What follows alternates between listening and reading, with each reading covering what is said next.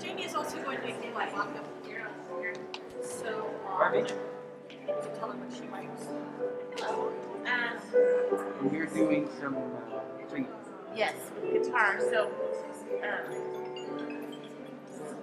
I'm using this because I didn't know. You know, it may pick up. Are you usually singing here? no, I've never sung here Oh. before. So I don't know. I think there's another plug tonight. That plug you in. Do you ever pick up? Yeah. But maybe I can still plug in. I'll look at my pick up. I'll play as well. Okay. Okay. Yeah. I'm just. Then I can just take No, my I guitar. know it's not always easy to.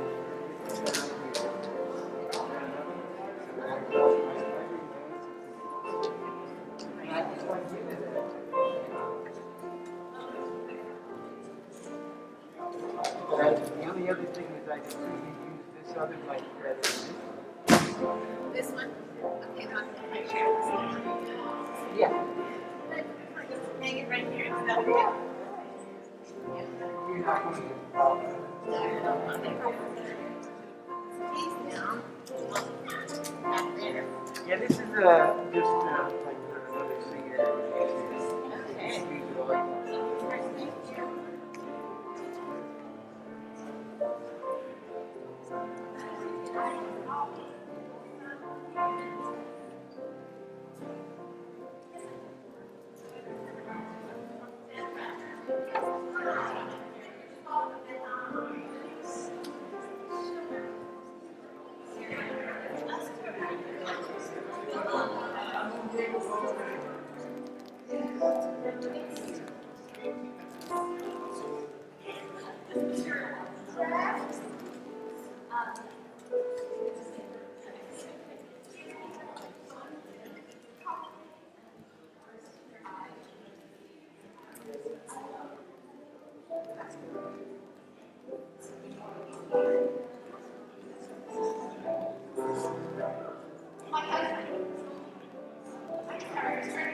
Good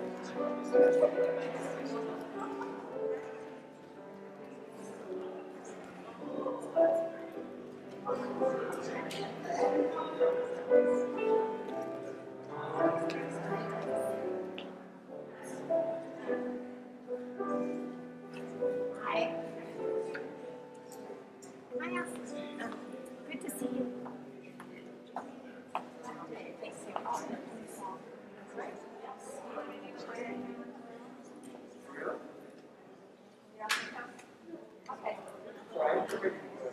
So he says not. Okay. So if I just play just a little louder one round. Thank you, Nancy. Thank you.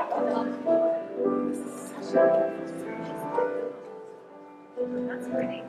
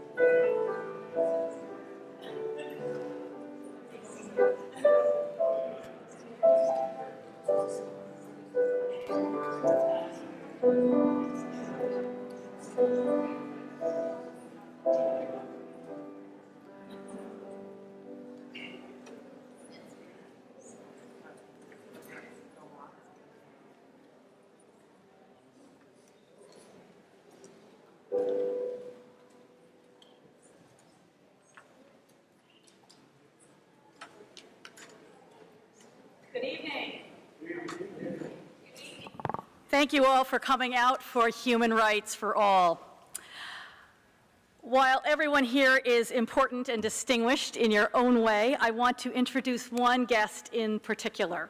He is the district superintendent for our hosts, First United Methodist Church and the Reverend Dr. Deborah Murray, and he is here as a sign of his support and solidarity with them and with all of us. Would Reverend Samuel Hong please rise? Thank you so much. Thank you for being here, and thank you everyone for being here. I have one announcement to make about a change to the order of service. Rather disappointing, but Lydia Koo is perfectly fine, but she was in a minor car accident just a little while ago and is understandably very shaken. So we are not expecting her to make it. If she does, then we'll be delighted. Near the end of the program, using the label handed out as you came in,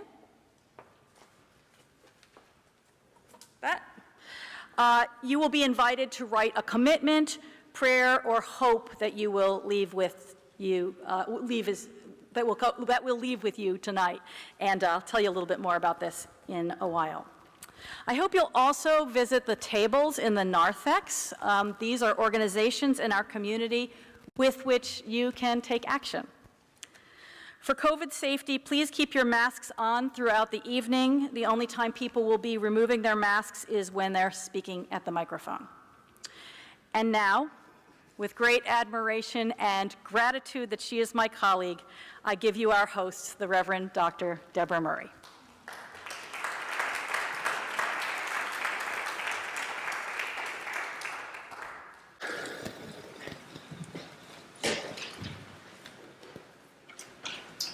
Welcome. Welcome into this holy space. This holy space where water is sweet and can soothe the parched throat. A sweet water in this space that can heal the calloused feet. A sweet water that can mend the broken heart. Indeed, I am so honored to have each and every one of you with me today. I'm humbled by your presence and your sacrifice of your time and your gifts and your talents to come out today, especially on the eve of these Human Rights World Events. It was in 1948 when it was declared that we should observe Human Rights Day. That all persons have value. What a novel idea. And because we know that all people have value, I'd like you to just take a moment and press your hands, the palms of your hands together. And if you could, please look to the person to your left with your hands palm. And if there's no one on your left, look at the other person, not the other. But just take a moment and just say, I see you. Make sure the person on either side hears those words and sees your eyes as you clasp your hands and say, I see you. I see you, and you are beautiful. Thank you very much for acknowledging that, because for far too many people, they go unseen. They go unseen every day, and their pains and their hurts go unacknowledged. It's not because they don't hurt, but for some reason, we have forgotten how to see one another and to be with one another. And that's why tonight is so important. You see, I struggled with telling anybody about what happened to me, because after all, wasn't really that much, right? I mean, only 3 times someone came on our property and vandalized it. That's okay, right? Only 3 times did someone come to our home with a poster threatening to do bodily harm. I mean, when I leave in the morning, they put it down. When I left again, they put it a little closer to the front door. When I came out the 3rd time, they put it at the door. So that's okay, right? No. But I've got to tell you that that felt like it was okay for me. Because as a person of color, you don't know how much you're supposed to take. You don't know how much suffering is okay for someone to say that that water line has risen high enough and stop. Stop hurting him, her, them. So I felt real awkward and telling my story. After all, what if you didn't care? And how much more that hurt, how much more the erasure continues to take the skin off our bodies and continues the dehumanization that exists for people of color. I've been trying to stop these tears, and those who have been with me know that I've been trying, but they just keep falling. I've had coffee with some of you, and in the middle of conversations, they just keep falling. I talk to my husband, and they just keep falling. But they're not just my tears.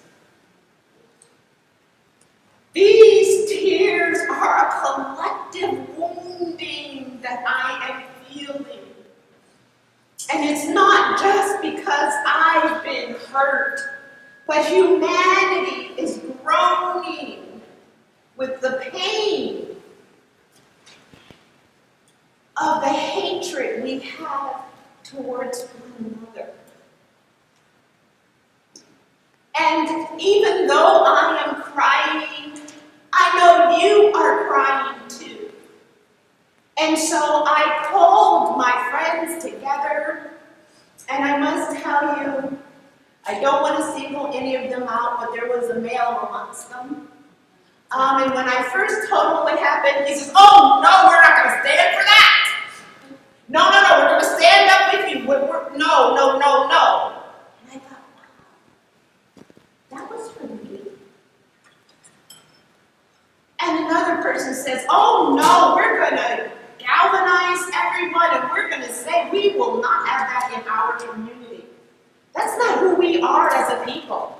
No, we're going to tell everyone they can't live here. That hatred, that insidious, horrific kind of dehumanization cannot remain here." And it is because of those people that I gained the strength to stand here today and ask you to listen to one another's stories, to see how we are inflicting harm upon one another, sometimes knowingly and sometimes unknowingly. Maybe it wasn't thought harmful when no one offered after I was getting hatred mail and people wanting to harm me, that I should be given escort wherever I go. But when that wasn't an option, man, that made me feel invisible. When no one said, "Let me walk you to the parking lot. Let me make sure you're safe," then it made me feel like I had much value. And although I'm sure that if it had happened to other people, that would have been a number one option of things that people want to do. These kinds of behaviors, sometimes they call them microaggressions, but they're not micro. They're macro. They're major. They tear away at the soul of a person. They make you feel like you've got a rock in your shoe when you try to walk, or like your hip is out of place because you feel disjointed and off balance.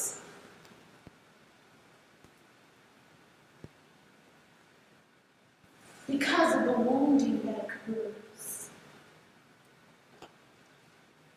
And so I can't apologize anymore for these tears. Because every time they flow, I think about, I've got this privilege to stand here and talk to you. And I have the privilege of having friends that when I told them, they said, "Oh yes, we'll go to the police with you. Oh yes, we'll do this. Oh yes, we'll do that. But there are many people who don't have the privilege of having anyone to stand with them, or anyone to hear their story, or anyone to think or say to them, enough. No, you cannot do that to her. This individual is divine. We are divine and united by a single breath. And when mine is cut off, you die also. And that's why it's important that we do the CPR on one another to keep us alive. Because when one dies, we hope. In injustice, Dr. King said, one places injustice everywhere. And so I'm glad we come collectively tonight so that we can understand one another and see one another in ways we have not seen them before, to see their vulnerability, and they have decided to be transparent like me tonight, so that you might hear my story, and it's the story of so many other people of color who are dry, who are stopped while being black. In Palo Alto, I spent almost 2 hours late one early morning in a dark parking lot surrounded by police. And I took pictures of the police cars and sent them to some people in my congregation. They didn't know why they were given those AM photos of police cars. But I knew that might be the last photo of my life. Because I was detained there for almost 2 hours as they decided whose jurisdiction it was when somebody hit my car. And then finally, when there was an active burglary going on about 100 feet in front of me, I called 911 and I said, I see policemen with their guns drawn, and they're going over into this liquor store, and I'm afraid that my car is running and they're going to think I'm a getaway for whomever they're looking for. I'm still waiting for CHP to come because somebody hit me on the passenger side of my car. And they said, you don't have to stay there. Go home. File the report in the morning. But nobody that I sent those pictures to knew why I was hiding my camera, trying not to be obvious, because I thought if they see me taking their picture, then I'll go to jail for sure. So I was sliding in. And some of you here tonight got those photos, and it was my first time in this congregation, and you didn't know why at 1 a.m. you were getting a photo from Pastor. So I stand here because that is not an anomaly, that is a lot of our lived experience every day. And I don't think I look like the person that you need to stop and frisk.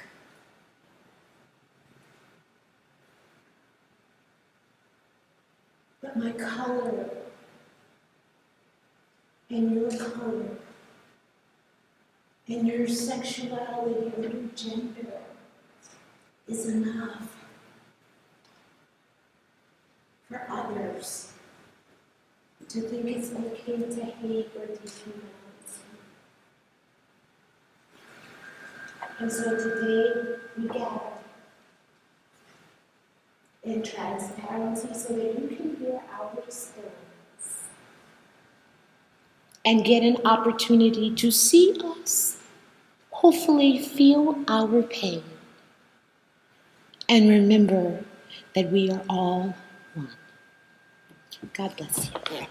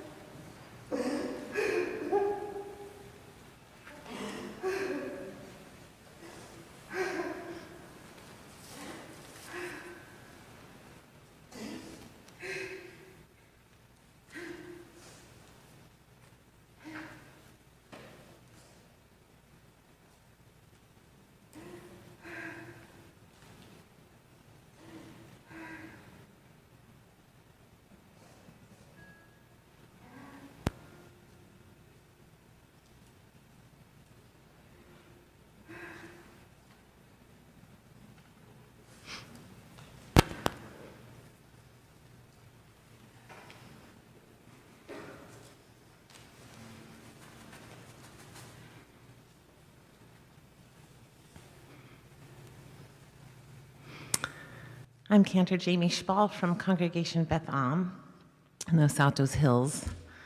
I want to share with you a song, a poem from our liturgy, because in our prayers we say that God offers us unending love, that it's an unending love that we're given, and as people of faith, we might have an understanding of what that means. But in our tradition, that love of God is only felt through our hands and through our work. So when we come here in love, offering love to you, we're offering God's love. So the words of the refrain are, we are loved, loved, loved by an unending love. And we'll sing that part together.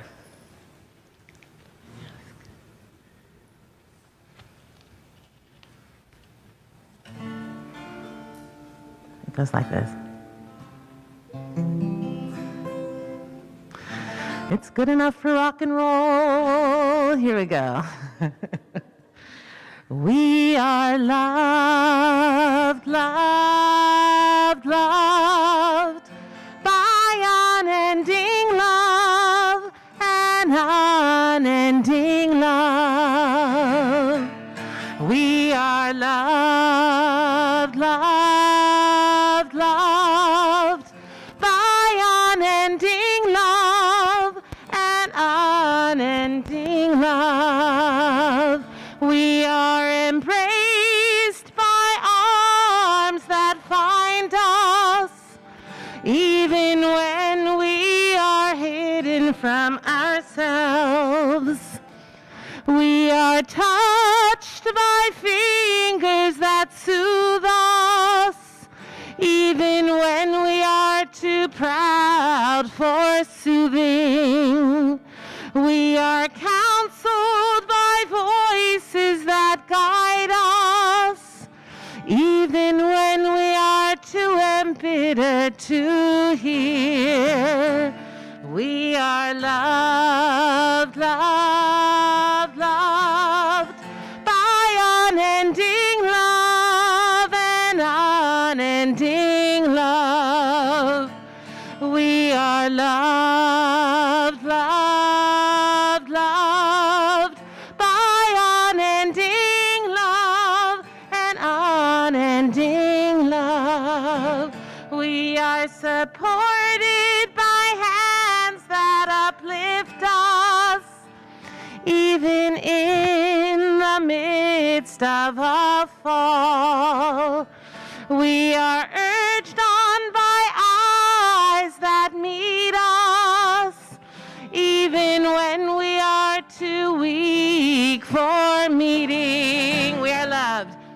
We are loved, loved, loved by unending love and unending love. We are loved, loved, loved by unending love and unending love.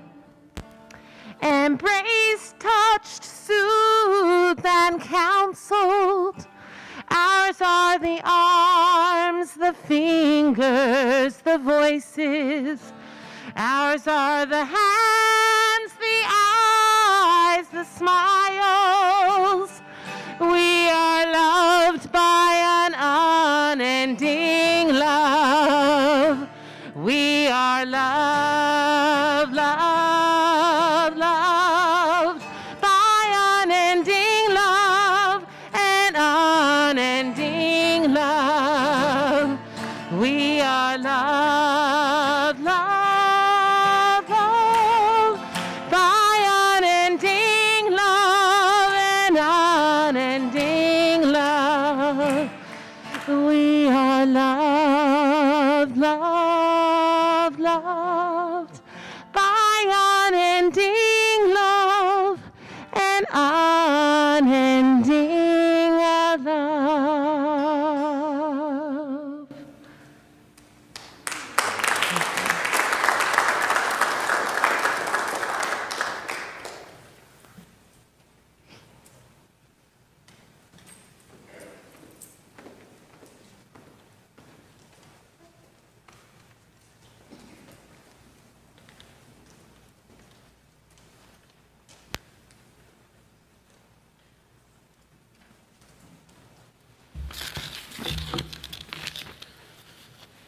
Assalamu alaikum, everyone. Peace be unto you all. And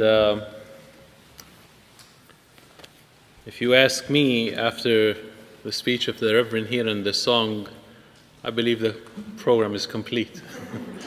Like, I don't know what is it we can, she spoke for all of us.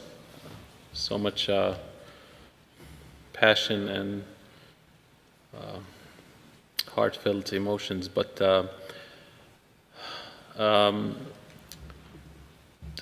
20 years ago, September 11 happened, and so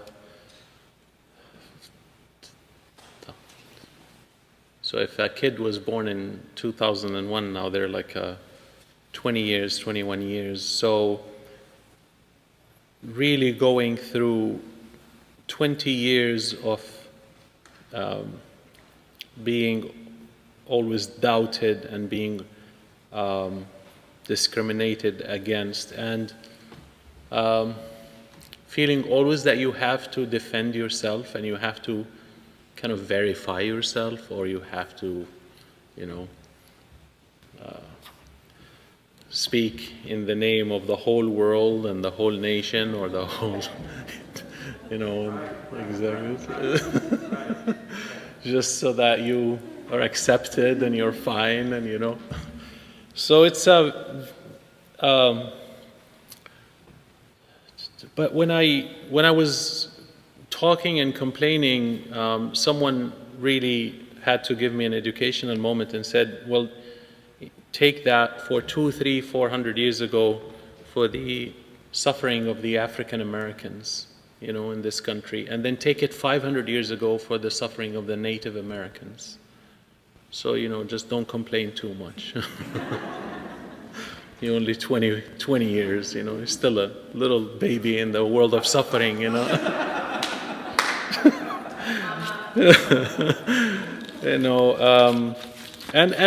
as an adult, it's almost that's half of my adult life, So as an adult, it's okay, we can handle it.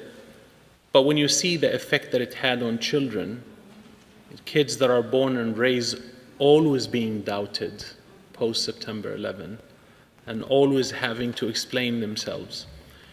And just within the last 6 months, 2 stories come to me, and we had to kind of galvanize the community and get together and reach out. A teacher somewhere here in one of these cities, I don't want to mention it, but in the Bay Area, really turns against a 7 years old in the class and start like basically, yeah, Islam is terrorism and Muslims are terrorists and this and that, and the kid is melting.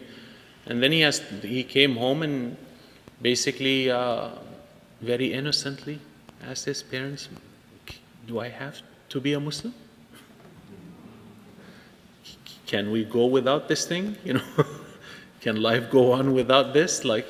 And then another kid texts his dad because he couldn't talk, but 11 years old, comes home, talks to his mom, and his dad was busy at work, so he couldn't wait, so he took his mom's phone and texted his dad, and basically very innocently coming out and saying, can I be just an atheist or a Christian? And he's really coming with a genuine proposal, because maybe this is a solution to this problem, and then when they sat down with him and very nice without, getting mad or anything, then he says, because they always have something bad to say about Islam and Muslims at school, right? And I just, when they talk about others, they don't talk like that. So imagine when children have to go through that. But then, it goes even above and beyond when you start, I was just right here. I parked here. I thought the event was 6 o'clock, so I came here 5:30.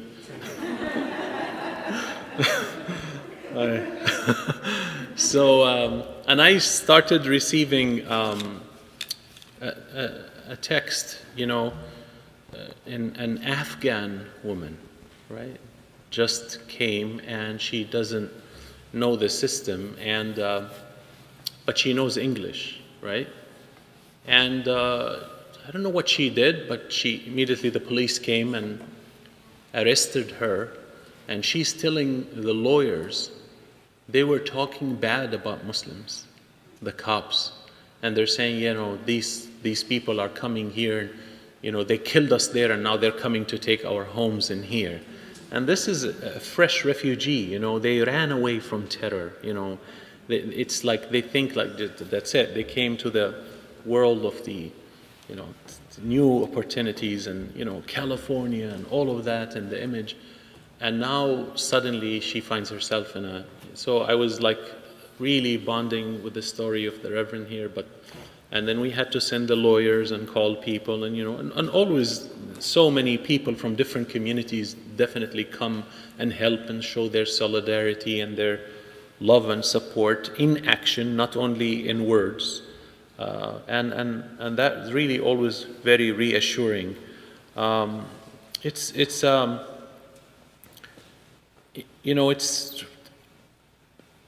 We felt for a while that like in America we are immune from that, and this is not going to happen, but it's really sad to see not only here but what's happening around the country, and the stories, and George Floyd, and one story after another, one story. I'm just wondering if I'm in that position, like you can't run towards the police, you can't run away from the police. Like where do you run? Do you just like fly upward? Like where do you dig a hole and go under? If you go towards the police, they'll shoot you. If you go away from, and that's not all the police, we're not like bad mouthing, but just like the whole thing is, what do you do? How do you survive? What calculation you need to go in your head in order to just survive, And I think having, events like this really helps. And I know it's COVID, but, I was really pleasantly touched and surprised after September 11. I was an imam in Fresno, and oh my God, the whole community came out to the support of the Muslim community. We got like mountains of flowers in front of the mosque, right? And people, and then my wife was one of the people that was driving.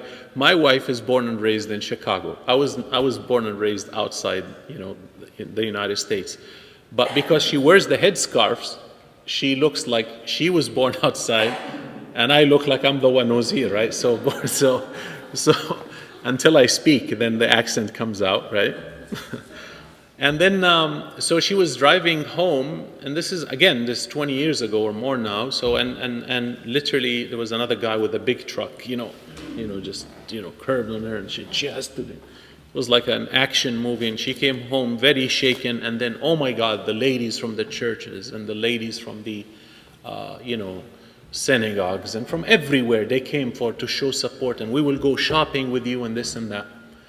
And I felt, wow, this is really amazing and big. So now, but then what I noticed when I started turning on the radio, these talk shows started. And oh my God, they never stop. They never stop, man. I don't know what energy drink they drink, like to keep on preaching hate like that. But if we can, like the good people can drink the same thing, and just turn it into a good energy, that would be a good idea. It's like, how do you, I don't get it. How do you every day, 2-3 hours, spew hate? Like every day. I would lose my soul by the third day, like just that. Soul will evaporate, like there's no more soul in you. How do you do that every day and stay alive is beyond me. But these talk shows, whether on TV or on radio, I with my own eyes, I started seeing how the support became less and less. How, so if the good people don't speak up, the others will speak up. If the people for love don't speak up and for support and this and that, because it made a difference. I saw it with my own eyes. The reaction for almost 6 months to a year after September 11, I'm getting invited to churches, to speak about Islam, to explain like what is Islam, what's going on. But then it started dwindling down. So I thank you for organizing this event. Sister Samina Sundus invited me, and when she invites me, I cannot say no. She's an amazing human being. Thank you very much. And then beautiful church, like the first time I'm here, and I feel the energy, the bonding, and I can talk till the morning, but I got 3 minutes. And thank you so much. God bless.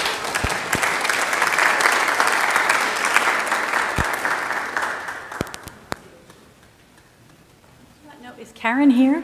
Yes. Oh, come on, please.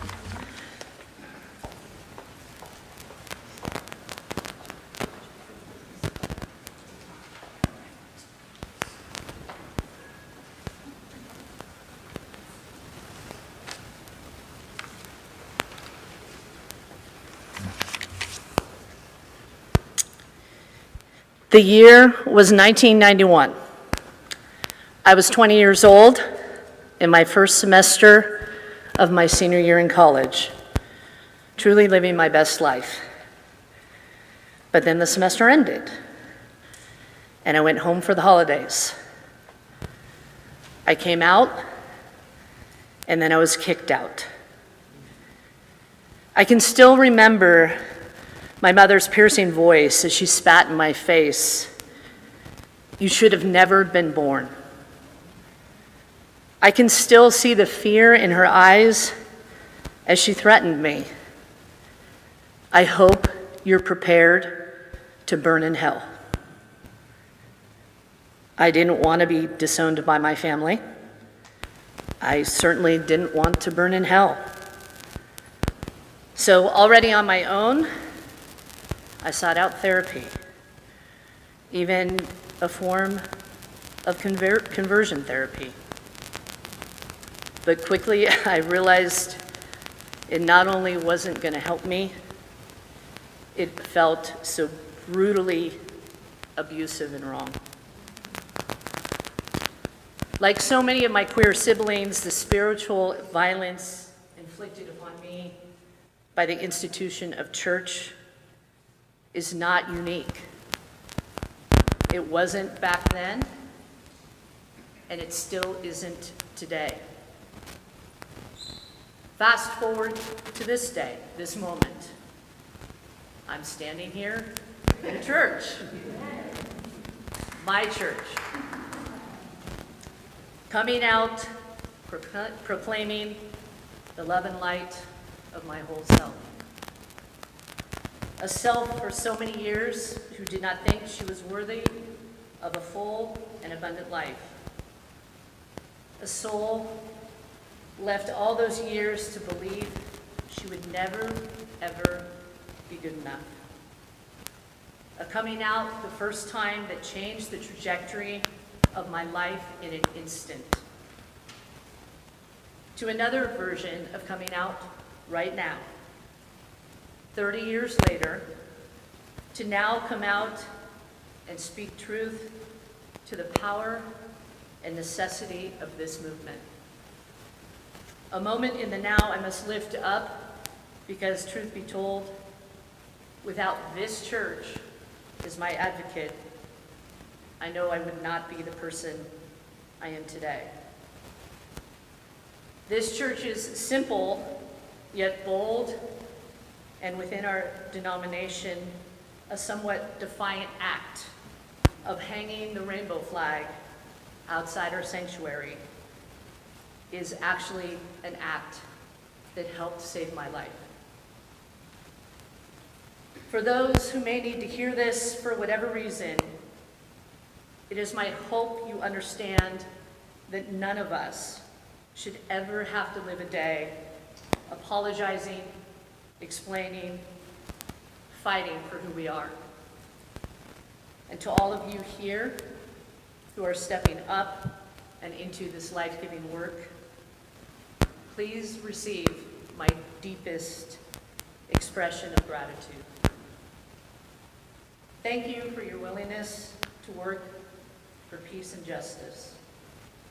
Thank you for your works of love, which grace us with the most fundamental human right of all, to be ourselves.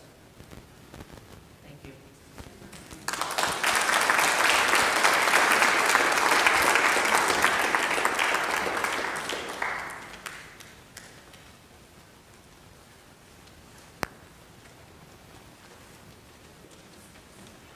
Howdy.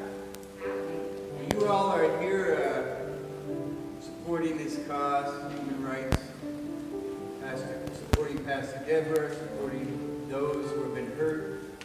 I want to thank you, but now it's your chance to show that support and be part of it. So we're going to sing. Sing it.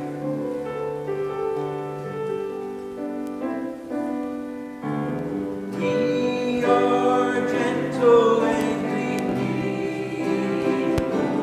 We are singing, singing for our lives. We are gentle and we need.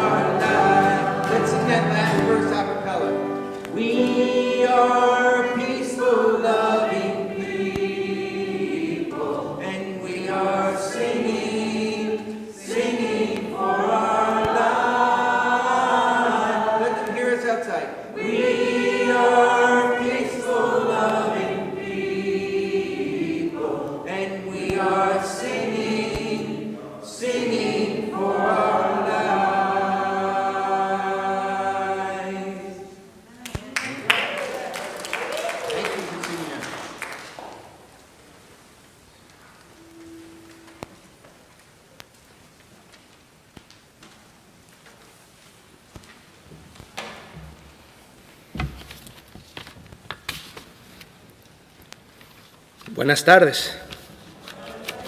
Good evening.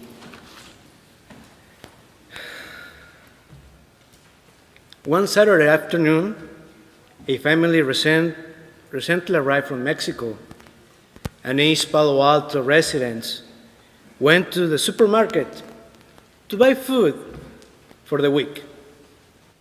The mother told the oldest son to go to the deli and ask for a pound of roast beef.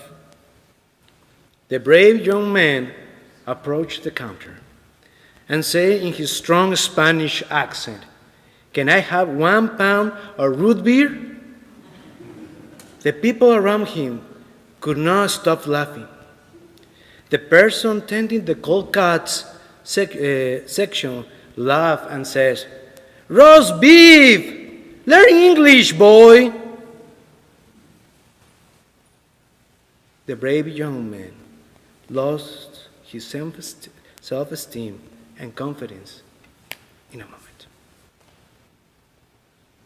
Stories like that are part of the daily life of the East Palo Alto community. First and second generations of immigrants from Latinx community live in fear of being discriminated against for their English. For this community, the language barrier is much more than a lack of a tool to survive on a day-to-day basis. It's a target of discrimination, insults, and slight. Due to the lack of language, we are branded as people, as uneducated people, stupid, and bad hombres. The impact of this discrimination causes systematic problems in the community that brings isolation, anxiety, low self-esteem, fear of being with people who do not speak Spanish, or aggression towards other English-speaking communities to defend one crucial human right: dignity. The concept of human dignity is the belief that all people have a unique value that is linked only to their humanity. It has nothing to do with class, race, gender, religion, language, immigration status, abilities, or any other factor other than human beings. Let us just remember that just the mere fact of leaving the country of origin, a person feels lost. They lose part of their dignity by leaving their nation, their family and friends, and arriving in a country where no one, literally no one, knows or recognizes them.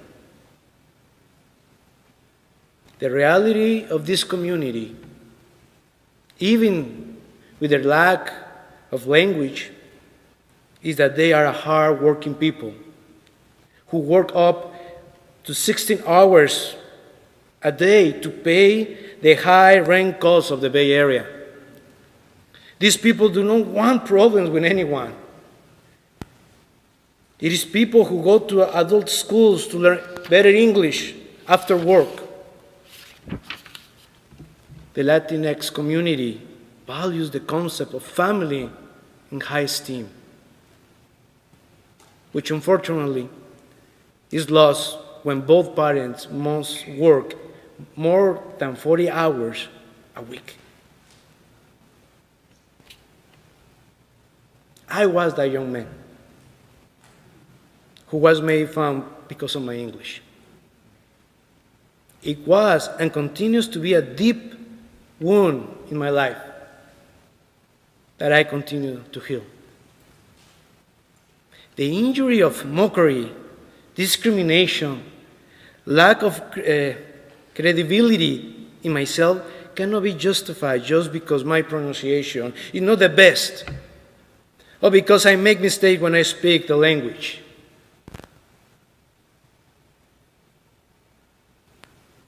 One day in my office, this young person came to the church and said, "Pastor, I cannot take it anymore.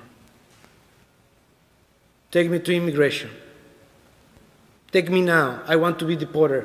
I cannot be here anymore." I tried to talk to this guy, to this young man. But he said, "Please take me to immigration. Leave me there. I want to be deported. I want to be in my country. I'm alone."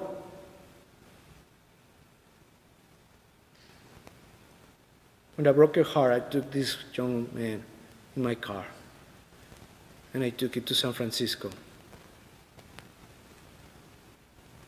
And he was deported.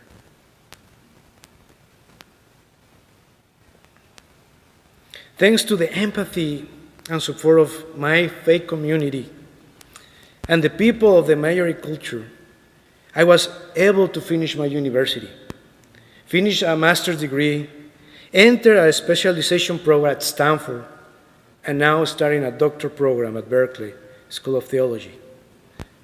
Friends, my call to action for change is practical and is straightforward. Social inclusion. Do not minimize, denigrate, or mock a child, a youth, or an adult, or Latinx seniors who cannot speak English.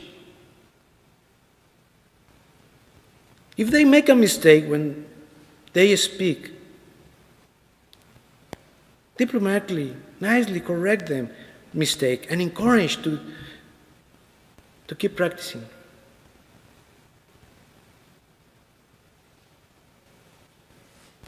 Instead, listen and interact with them. Show interest in what they have to say. They have so much to share with you. You can value their effort and courage in trying to speak another language. You can sow a seed of self-esteem in the heart of this community, thus raising a strong tree full of fruit for the entire community, full of dignity and nobility. Thank you.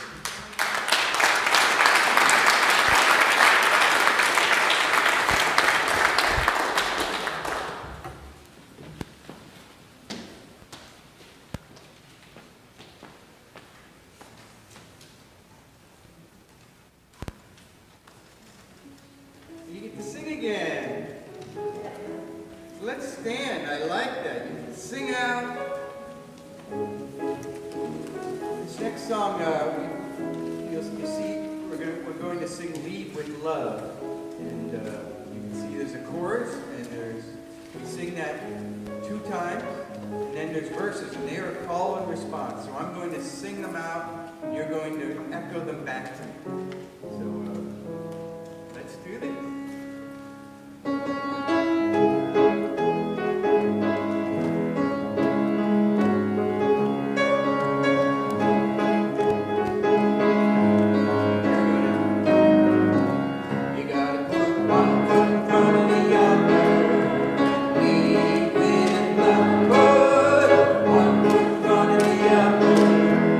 Lead with love.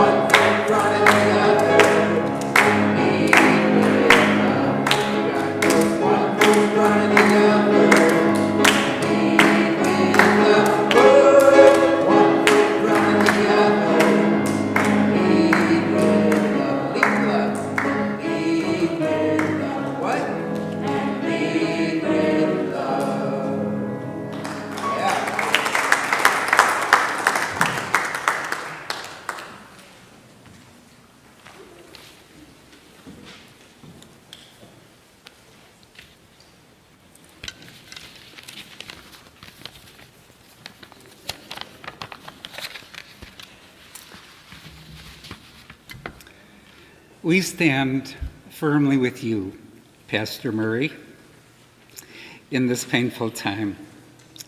We were here this past summer to support you, and we will come again and again to face and reject expressions of hatred.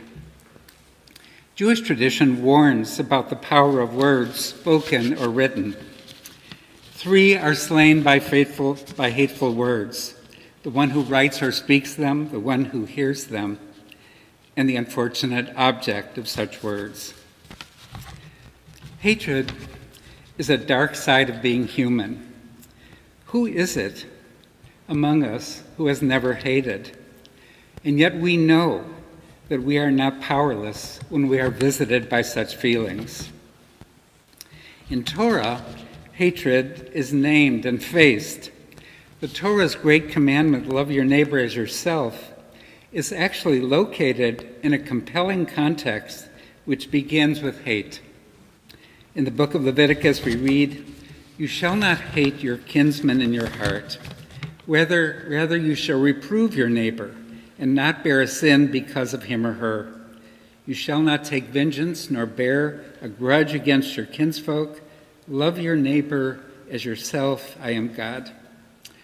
This passage begins with hatred and concludes with love. The text points to a pathway away from hate and leading, hopefully, to love. It involves facing what one feels, engaging with the other until, hopefully, step by step, one transforms hate into its opposite. We are taught never, ever to allow hatred to fester, but rather to struggle until one overcomes that unwanted but very human feeling. I recall what Professor Stephen Jay Gould wrote in the aftermath of 9/11. An evil act, or word, can do untold damage and will certainly dominate the headlines, but it should never allow us to lose sight of a deeper reality that acts of kindness and love, while less newsworthy, are much, much more common and ultimately more powerful than evil. They encircle us every day in our homes and neighborhoods, in our houses of worship, and in our civic life. We know that to be true in our community, do we not? I've lived here for more than 48 years, and I know that we sincerely respect, honor, and celebrate difference. We relish the diversity among us in color and culture, in language and sexual orientation and in faith. We work so well with each other, and we resolutely stand up for each other in a time of trial. What I do worry about in the expressions of bigotry that bring us together tonight is that it may tarnish the dream that we share. It is a dream of being different together. We bring to each other a rainbow of values, sacred writings, music, languages, wisdom, cultural expressions of every kind. We live by them ourselves, and we offer them to the public space which we share. We are enriched by each other beyond measure. May we never cease to marginalize the darkness of hatred and maximize the rich bonds of humanity that connect us to one another.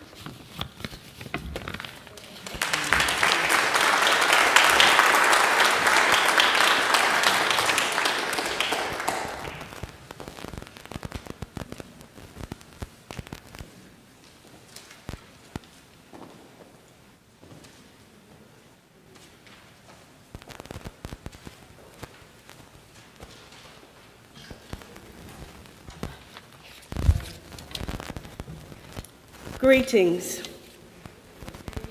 Now, I know it's late, y'all. It's getting towards that time, but I come from a call and response tradition. So we say greetings, you say?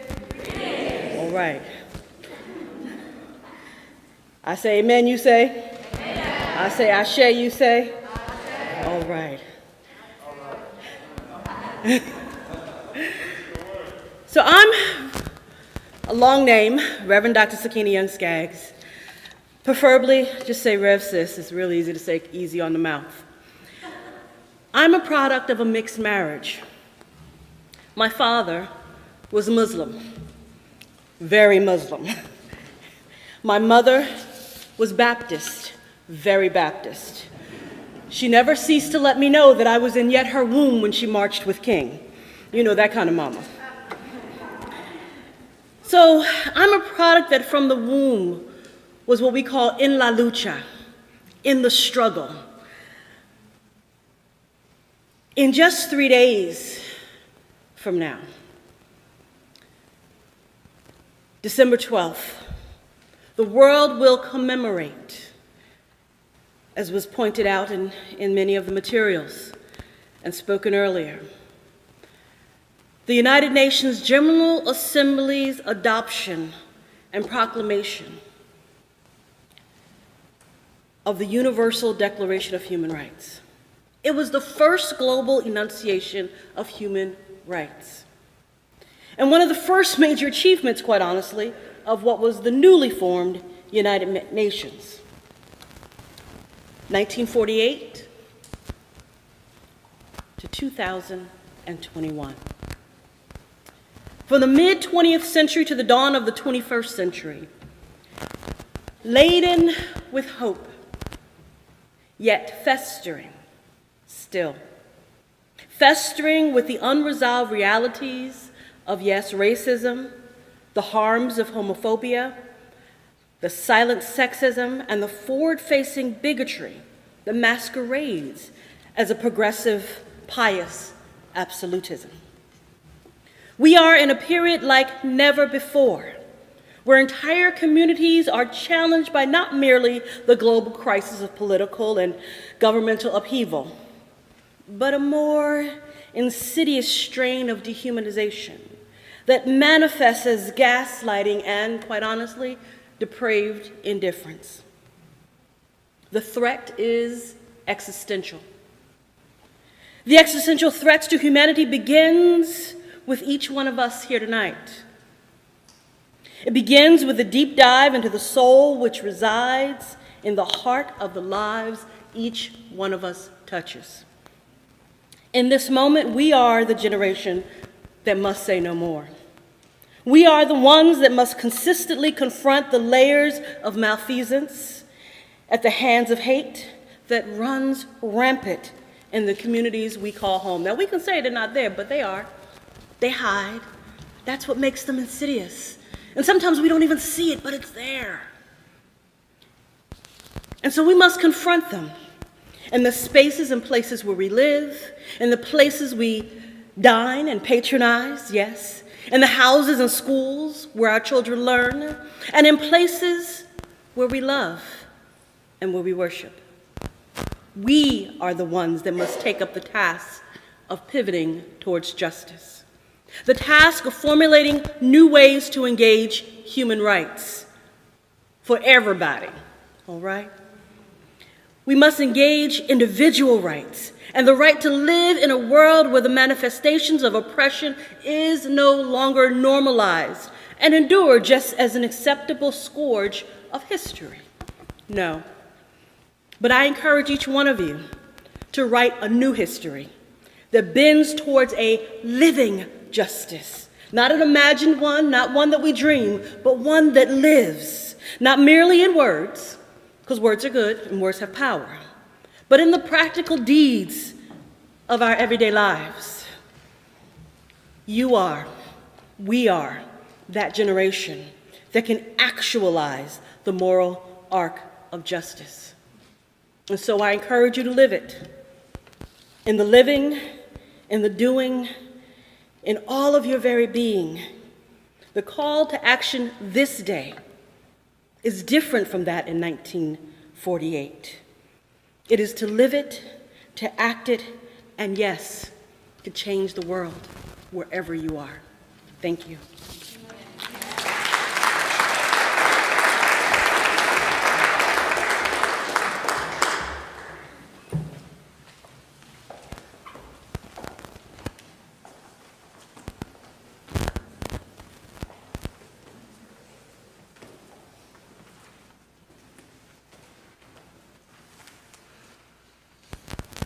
Eloquent batch of speakers we have.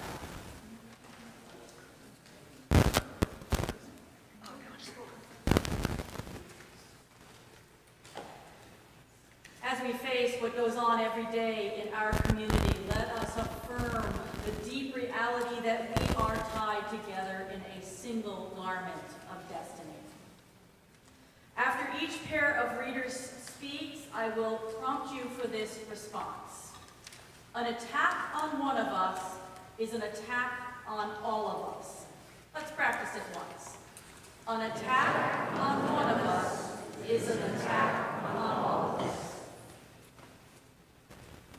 Every day in our community, people go to the store knowing they might be attacked because of how they look. People are asked for a receipt because they are suspected of having stolen their purchases. An attack on one of us is an attack on all of us. Every day, young people go to school and face hate messages on the walls, targeting them and their community. People arrive at their place of worship, never knowing when they will find hateful graffiti or a person intent on committing violence. An attack on one of us is an attack on all of us.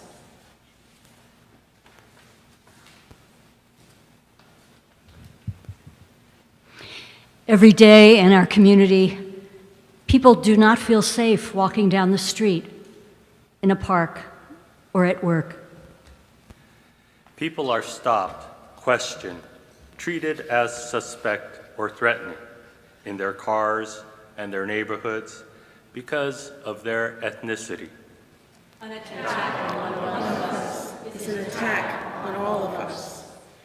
Every day in our community, people do not have their experience, their story, their history respected and taken seriously by people and institutions who are supposed to care for and protect us all.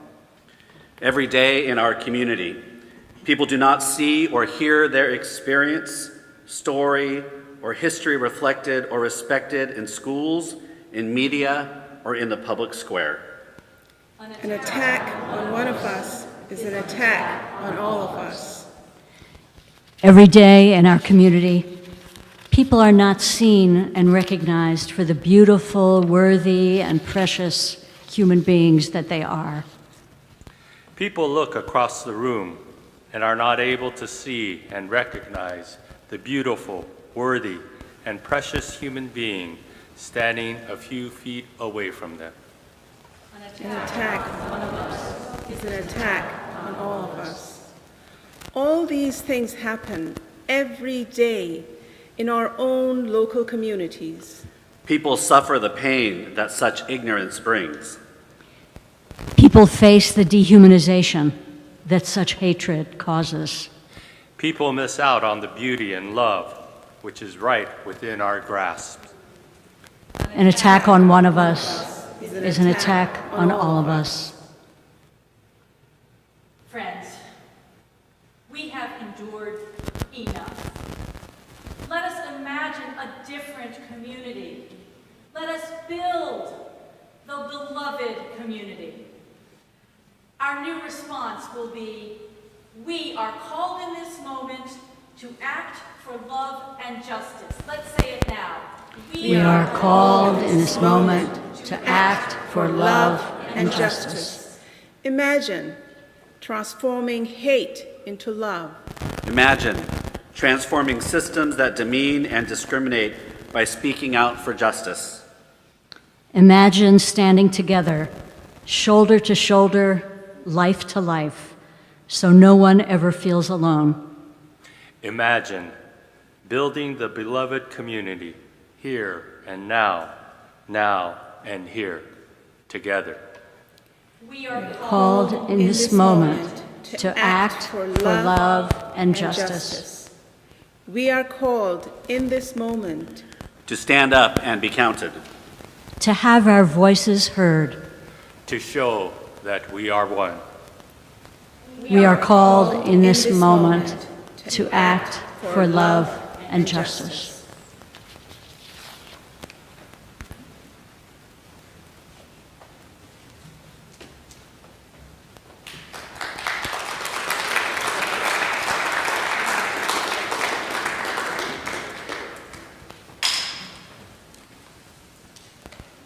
Please consider, to what are you called in this moment? Rev Sis inspired us to think about something concrete right now, a way that we can act for justice in our own lives. Please write that commitment on your label. You can keep thinking about it while I'm telling you some logistics. After the benediction, we will sing this little light of mine. I've got it right here. And as we do, we will process out through the narthex, pick up a luminarium off to your left from the tables as you go out to the courtyard, and once outside, we will place our luminaria on the grounds all around the church, right along the street. Turn on the battery candle that you'll find inside. Put the commitment you have written on the bag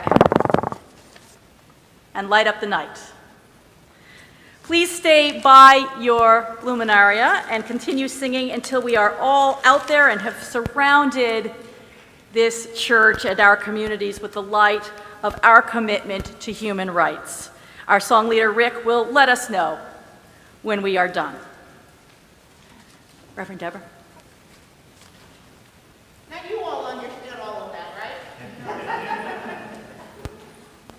Basically, we're just asking you to write a commitment to what you feel that you could be committed to towards justice on the label that was presented to you when you came in. If you didn't get one, Diana is giving them out right now. So just write down, if you're committed to love or to be in solidarity, or to see one another, committed to act for justice, advocate, We'll give you a moment to write those commitments down. And then after you have them written, as you exit the sanctuary on the way out, there are some of those fancy named bags, luminarias, that we're asking you to place your label on the outside of it, and then reach inside and turn on the light. Stand next to the light as you place it somewhere significant for you on the outside of this church, so that when people walk by, they can see different ways in which they also can be committed and committed. And then we will sing this little light of mine together.